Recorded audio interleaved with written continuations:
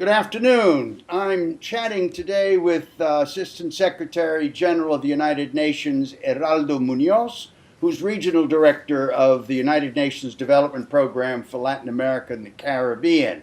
Ambassador Munoz, previously an ambassador, member of the cabinet in Santiago, Chile, a PhD in international relations, and a former professor as well, has had extensive experience. Mr. Munoz, it's a pleasure to have you chatting here. Why don't you spend a few minutes and describe for us your agenda as Regional Director of the UNDP?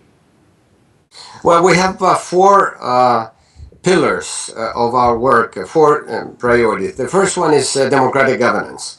We recognize that Latin America has made great strides. If you look back, perhaps this is the longest period of democratic governance in the region. Evidently, there are some issues that one could talk about in the region. But nevertheless, that's one of our priorities. The second is inequality, poverty, development, human development. The third is the questions of sustainable development and environment in general. And the fourth is natural disasters, which is an issue very significant for countries, particularly in the Caribbean.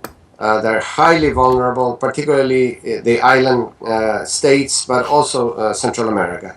With regard to, I would say, the two central ones, democratic governance and the economic issues of inequality, poverty, development, in the first one, we've done a lot of work to update the analysis of what's going on with democracy in the region.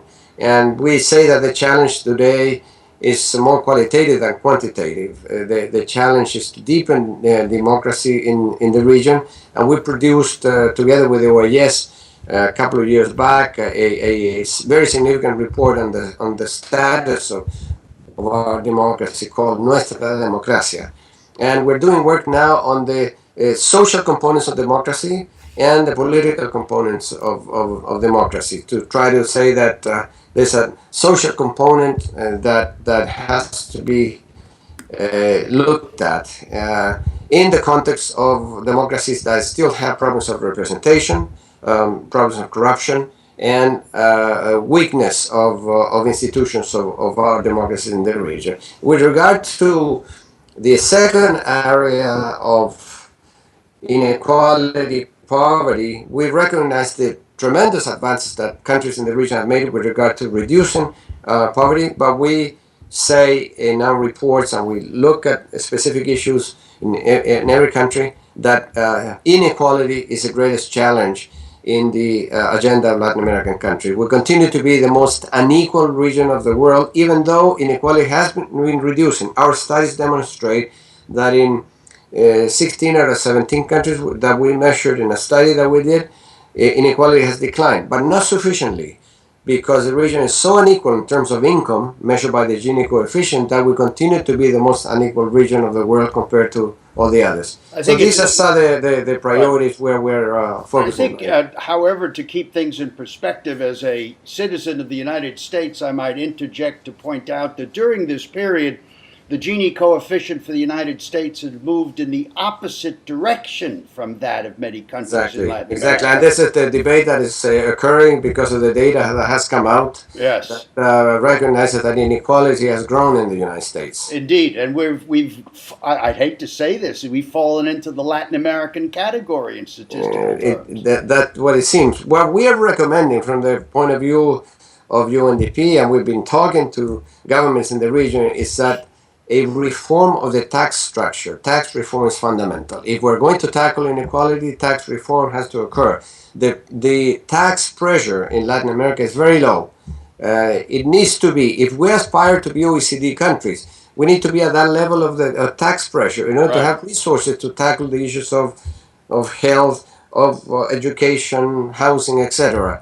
And there are Latin American countries that have a tax pressure of 10, 12%. Right. Very low. And if we aspire to be OECD, like a country like Chile, that has 22%, between 20 and 22% tax pressure, well, the average for the OECD is about 35.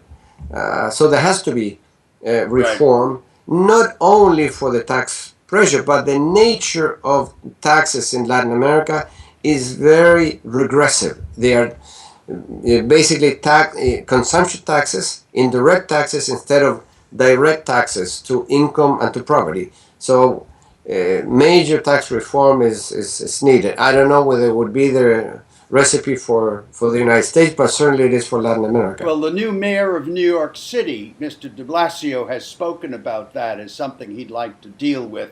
But as you know, as a resident of New York, it's a very sensitive subject. It So is. tax reform is one area. Very briefly, what other policy areas would you propose to discuss ameliorating inequality and poverty in Latin America? Well, tax reform is the fundamental one. Right. And evidently, the evidence that we have gathered from our studies demonstrate that inequality is reduced when you have better paying jobs. Most of the fall of inequalities has been because of job labor gains, job gains. Second, we have tested the type of direct benefits that governments have instituted, from Bolsa Familia in Brazil to Chile Solidario.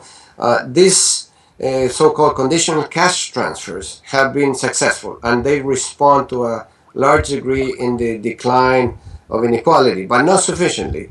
You need to have gains in jobs and gains finally in education. That's the other component that demonstrates that if you invest heavily in education, there's a decline in inequality. So those are the keys as our studies demonstrate. Thank you very much. You've mentioned wages. You know, of course, that throughout Europe now, the discussion of minimum wage has become extremely important. And in the United States, we are also considering efforts to raise the minimum wage in order to deal with our own economic problems. So you've touched upon certainly the critical issues in economic, social, and political development for us.